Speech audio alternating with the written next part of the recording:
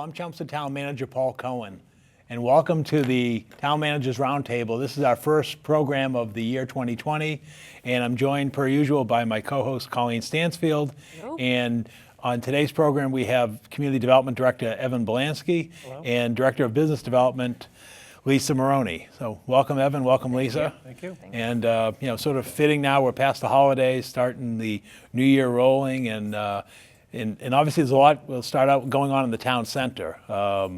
With the recent opening of Grist Mill, the new restaurant, Max and Leo's, and applications before the planning board. There's a lot going on, and so Evan, you want to just sort of give us an oversight of what's currently before the planning board right now in the center? Sure. So the projects that you're referring to are located at 9 Acton Road. That's currently in front of the planning board as part of their conceptual applicability process. That's been in front of the board for several meetings now, a multifamily residential ownership condo project.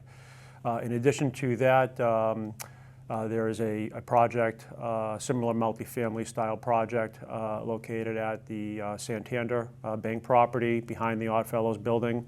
That's currently in front of the Historic District Commission and will be in front of the planning board probably within the next 2 to 4 weeks. So Vilu has some visuals that we want to put up there, Vilu. You want to go to the first one, which has the traditional plan? Yeah, the Evan, you want to vision sort of- statement from, Sure. So the first visual is the brick-walk concept. That is a concept that was introduced to the community back in 1998 and then updated in 2012-13. Grist Mill, which is the first residential multifamily project, has participated in constructing part of the brick-walk, and the Center Village Master Planning Committee, along with the town, continue to explore other options to continue to expand the brick-walk. 9 Acton Road, as well as the Santander new residential development would both be required to participate in building out the portions of the brick-walk. Now that map showed the brook walk back in '98 on the opposite side of the brook, side. right? it does. I guess would It be may, yeah. Conceptually, it can evolve on either side of the brook. but connecting to the Bruce Freeman Rail Trail. Correct. Because I know there were some concerns raised at Fall Town meeting about whether it would be suitable to have a walkway on that area, but I guess they even envisioned that may have been possible even back then. Yeah, it's been a consistent concept, as I mentioned, back in 1998, and has been mentioned in the 2010 master plan, the Center Village master plan. So I think conceptually it's still a viable option, one that obviously more work needs to be done, working with the Center Village Master Planning Committee and likely the Chelmsford Land Trust. And it does show, going on the other side, it does show a crossing of the brook by the municipal parking area, by where behind the OddFellows building. Right, that goes all the way to Summer Street. Right, and I think that's been talked about currently as well. Correct, and that may be an opportunity as part of the Santander residential project to actually construct that as part of their project. Okay. So at this point, 9 Acton Road is in front of the planning board for applicability. Correct. We have some visuals on that one as well, just to show people where it is. That's the location at 9 Acton Road. It's currently a 30,000 square foot single floor building. The next slide shows some existing conditions of the building and the lot. As I mentioned, 30,000 square foot single story building, and then parking fields on both sides of the building. It's about a 1.3 acre property. And then this slide. Yeah, they're the renditions that were submitted as a concept plan to the board. So this is what's currently in front of the planning board for consideration. It's a 3 to 4 story building, ranging from 48 units to 52 units. And this is something that the planning board continues to to meet on and discuss as part of their applicability process. And this one shows the tiered effect that they're Yeah, somewhat looking for. difficult to see in these diagrams. The planning board is well aware and has a good understanding as to what this project involves at this point. When it moves on to the public hearing process, that would be the time for both the board, the applicant, and the public to really dig into full details, full analysis, whether it's traffic studies, drainage studies, abutter impact studies, to really drill down into full detail to analyze the positive and potentially negative impacts to the abutters and neighborhood. Under the zoning in the center, is there a minimum number of units that they're allowed, or a maximum number of units that they're allowed by right before question. requesting any? Yeah, so that's something that the planning board is currently working to determine.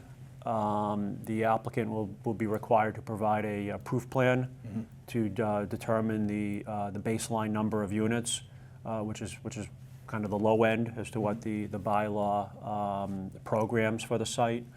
And then via some specified density bonuses in exchange for participating and meeting certain requirements related to the brick walk, those units, the total number of units could go up to probably around 48 units as a max. Is there a commercial component to this project, or is it required, or? It's interesting because it is required, but that was a question of the board, and at one of the last meetings, town council weighed in and said that it's in the first 40 feet. So if you're right on the road, you need to be commercial on the first level.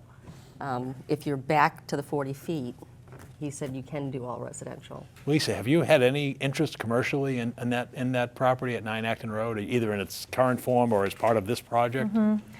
None that I have come forward openly coming towards me, but if you look at Center Village in general, there is a high occupancy rate, it's a very low turnover of storefronts there. So I'm sure that if this project were to evolve and move forward with commercial space, I feel like it would be well received and certainly would be occupied fairly soon.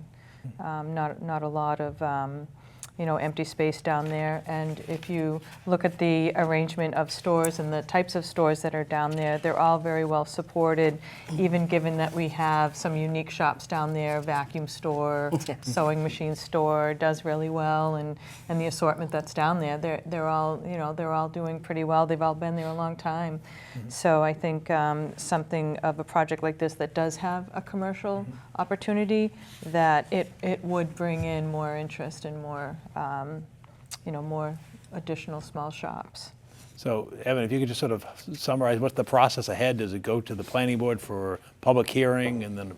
Yeah, so once applicability is done, the next step in that process would be a full-blown public hearing, a butter notification, legal ads. That public hearing process would provide anyone, any resident in town, an opportunity to ask questions, comment for or against. As I mentioned, it'll also provide the planning board with an opportunity to do a comprehensive, detailed assessment and analysis, along with departmental input and comments. And then when it goes to the planning board, is it either a supermajority vote, a majority vote? What's the? It does. A special permit does require a supermajority vote. That would be 5 out of 7. 5 votes out of 7. Correct. And as an alternative, could the project be done under a friendly 40B? Yeah, there's nothing Through the Board of Appeals? I mean, there's nothing legally preventing any property in town from filing a friendly 40B. That would go through the Board of Selectmen first, and then ultimately onto the zoning board.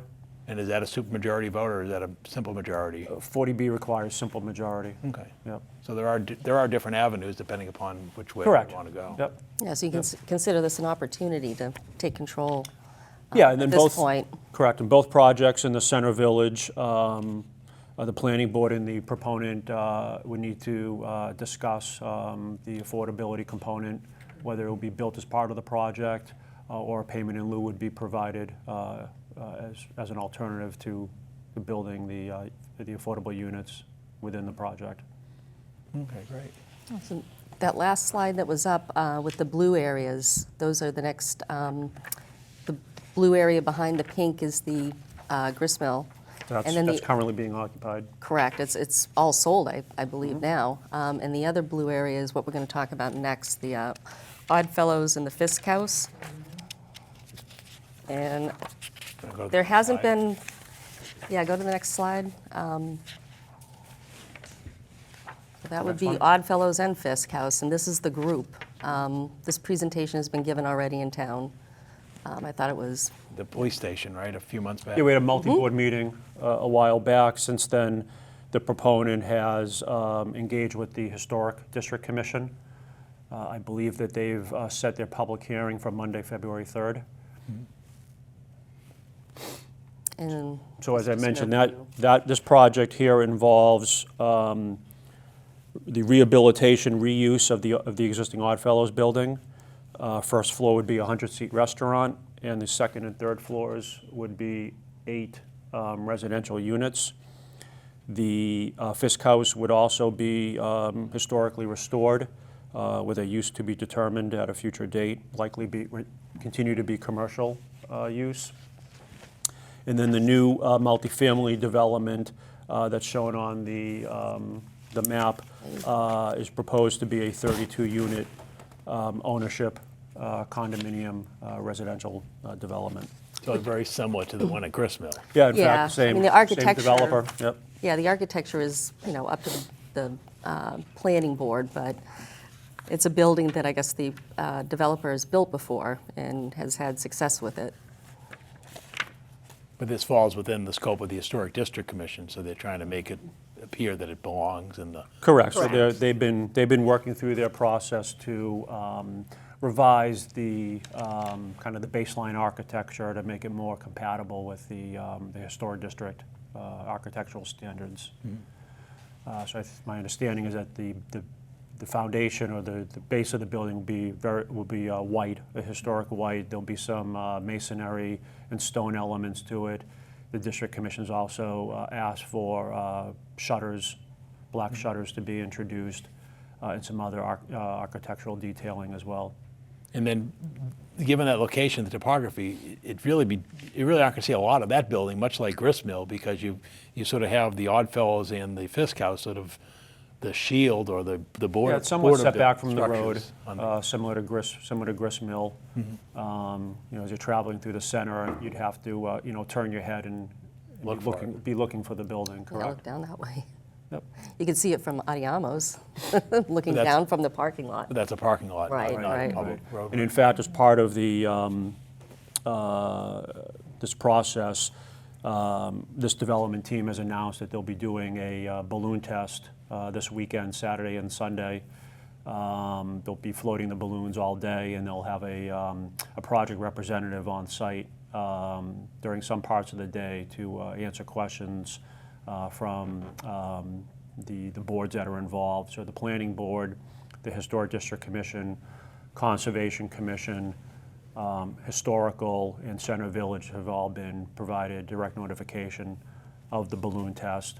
And certainly the general public is certainly welcome to observe and take part in that balloon test. for This is weekend. recent.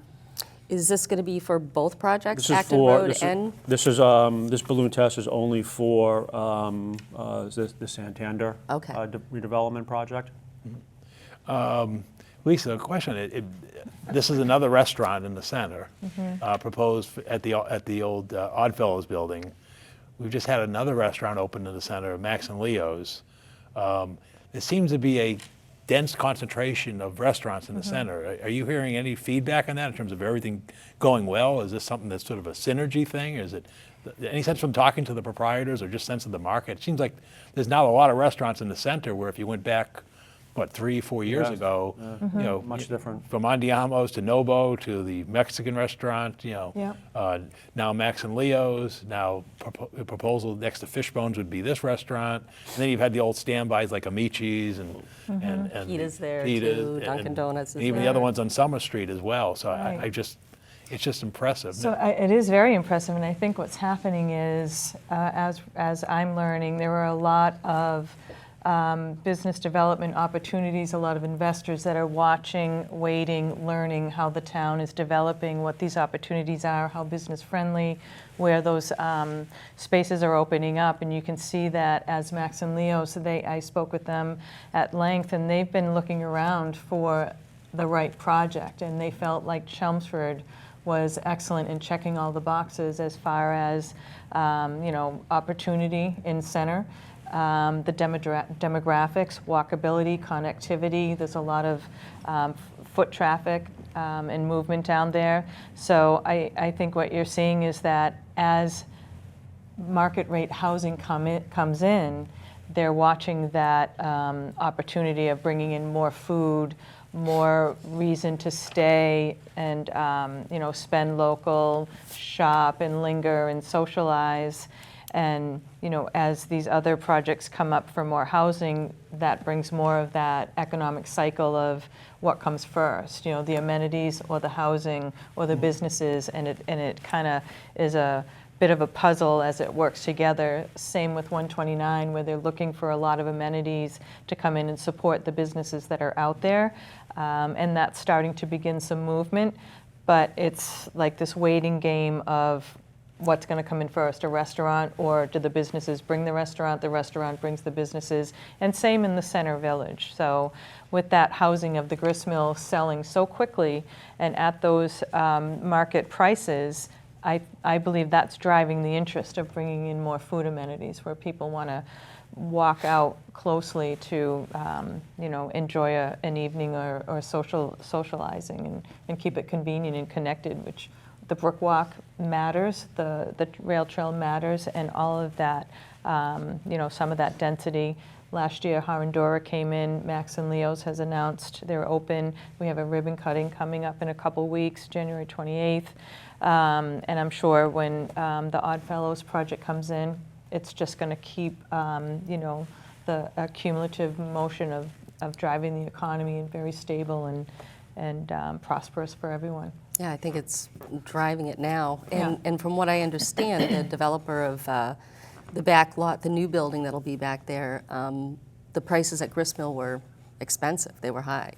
And this will be about, 20% less is what they're saying? I haven't heard. Oh, I did hear that. It's going to be a little more affordable. Well, it's interesting because one of the concerns when we were doing the 129 zoning was the idea that will we be pulling amenities from the center, but it almost seems that that the amenities in the center, particularly the dining establishments, are growing and strengthening in the center, which is a great for the downtown. It's an enhancement of the downtown. Or even just think about the activities at the library and how much that pulls in of an audience of people that have a great, enjoyable experience and don't want to just head home after. They kind of go for a short walk, spend some time with your family or your friends and kind of make it into an hour or two instead of a short visit. So I think there's going to be a lot of positive energy and great changes coming very soon. Could be a destination spot. Absolutely. With the CCA anchoring the northern part of the center village, and then all of the physical improvements that the town has been working towards, the brick sidewalks, the wayfinding signage, the street furniture, the Cushing Place Mass Works grant. So as we discussed, this vision started back, 1998, and the town continues to pursue it. And I think we've reached the point where, after waiting a long time, the vision has an opportunity to come together between the residential component with boots on the ground, complementing the kind of the food and retail establishments, as well as the brick walk. So it's an exciting time for Center Village. Absolutely. I think so too. Yeah. And you still have Bartlett Park there as your open space in the Absolutely. center that Yep. sort of on the other end of the property. I think one concern that we have heard, though, Evan, and it sort of relates to the OddFellows redevelopment, is the parking in the center. I was just going to say that. So, with the town doesn't own the municipal parking lot, obviously, because it'll be redeveloped as part of the OddFellows building, but have you heard concerns in terms of parking in the center? Because, we sort of had the luxury of the vacant site behind OddFellows, the vacant Friendly's building, now occupied by Max and Leo's and so forth. And so, you're hearing, or is that a concern, or at least are you hearing also concerns from establishments about parking in the center? Well, certainly the initial reaction when you're seeing this visible parking space is like, how are we going to adjust? But I think part of this is what Evan's saying with the wayfinding and the signage, and making more aware and more obvious where the public parking is. I think it'll be an adjustment. I don't think it's going to become a problem. This housing project has parking under. So that will be accommodating and self-containing of all of its own occupants, and you're still left with some available parking there.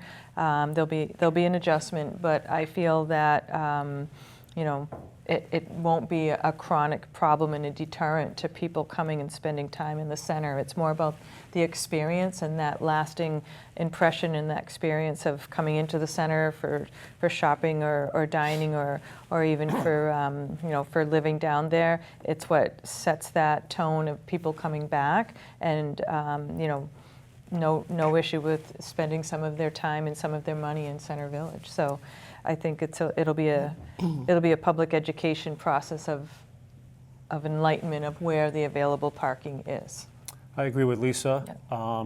I think in the short term, right here, right now, the loss of that public parking amenity is likely not significantly detrimental. However, if the vision of the center is to come to fruition, and you're likely to have continued development of new restaurants or higher quality retail, at a certain point, parking would become a premium.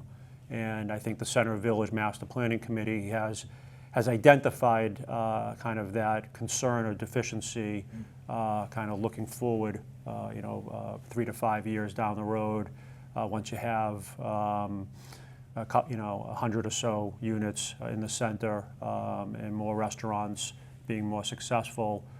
I think their concern is that the town is not in a position where parking becomes a deterrent to business development and vitality of the center. In the Center Village bylaw, it does allow you to reduce the parking by 50%. Only for retail or non-residential uses. Gotcha. Okay, so these will be handled. Right. And that's to promote the walking. Just to promote the walking, also a concept of shared parking, that you park once and walk around.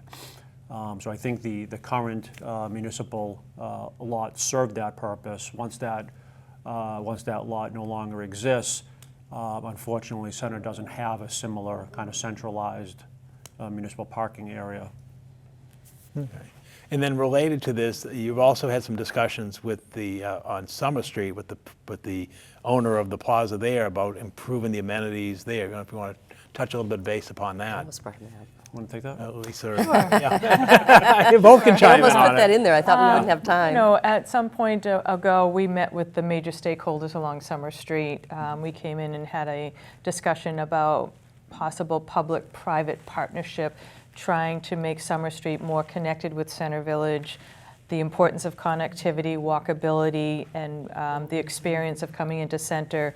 And the town, we can get involved, but we certainly want those property owners to take part in creating change on their parcels as well. So we had a brainstorming session, some creative conversation. We're through the process and in the process now of some streetscaping ideas, and working with Howard Stein Hudson of as we go into the phase of street furniture, streetscaping that Evan spoke about earlier, how to incorporate some of those elements along Summer Street with signage near the library, near that intersection that bring people also down Summer Street and kind of soften that view a little bit of the, the straightaway. So what does that look like? More landscaping, more softening of trees, a modernized sidewalk with some brick, bordering, things like that. So we're on our way through that process.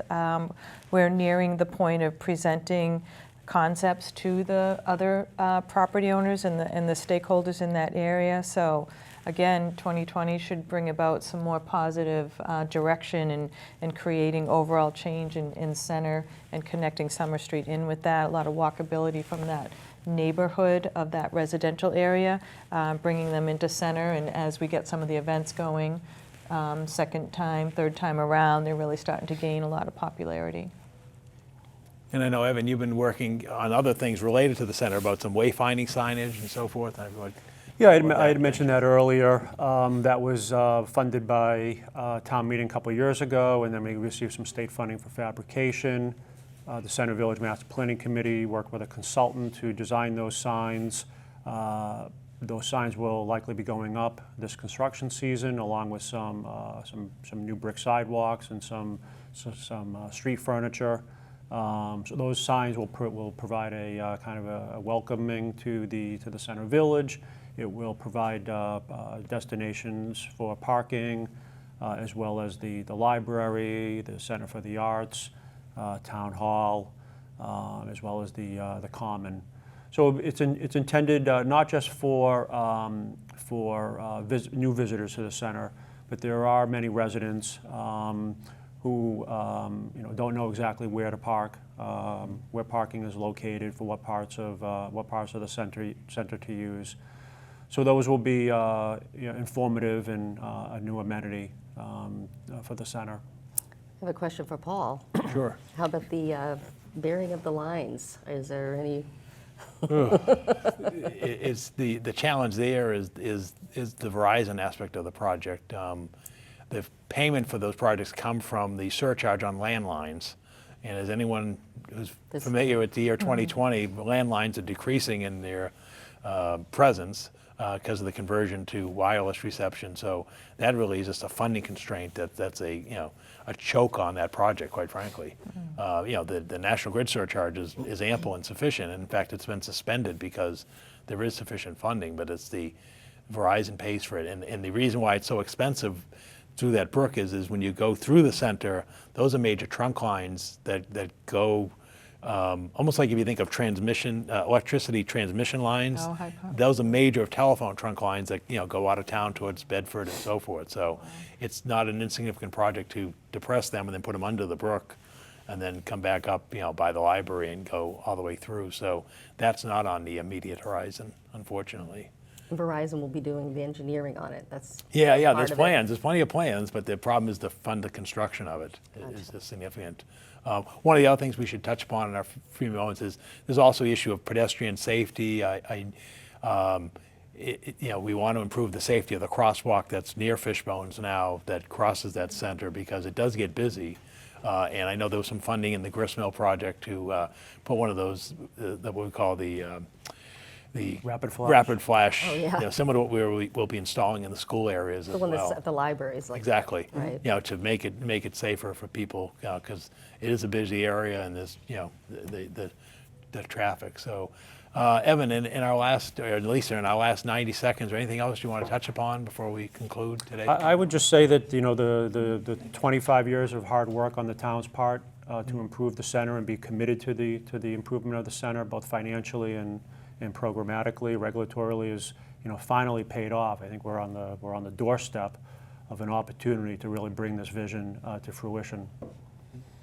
I'm really excited to go forward into 2020. I think we have a lot of great things happening in the business area across town. I've been putting out more information as best I can. Anyone can contact me for more updates, but everyone's welcome to join us at Max and Leo's ribbon cutting on Tuesday the 28th at 11 o'clock. Hey. That'll be something we're looking forward to. And I guess, Colleen, the last thoughts as the long-term resident in the community in terms of what you've seen in the center. I think a lot of this comes from the existing businesses there that have really, invested in their business and created a market for these opportunities to come to us. And I just want to give the town, kudos for investing in the center of town. Great. Thank you, Colleen. Thank you, Lisa. Thank you, Evan. Thank and you. Thank you, folks, for watching our program this month. And we'll be back soon with another edition of the Town Managers Roundtable. Thank you.